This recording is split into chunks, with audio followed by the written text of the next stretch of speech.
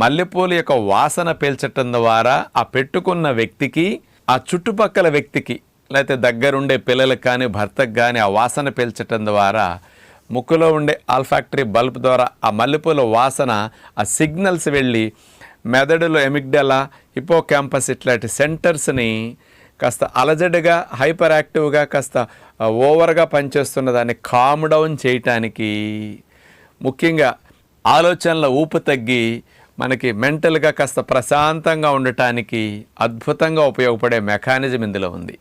ఈ మల్లెపూలలో జాస్మోన్ అనే chemical compound ఉంటుంది.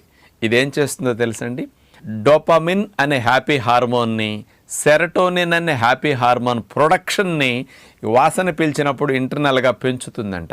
మెదడు నుంచి ఆ రెండు హ్యాపీ హార్మోన్స్ బాగా రిలీజ్ అయ్యి కాస్త మానసికంగా ప్రశాంతంగా ఉండటానికి ఇది అద్భుతంగా ఉపయోగపడుతుంది. మరి చాలామందికి మెనోపాజ్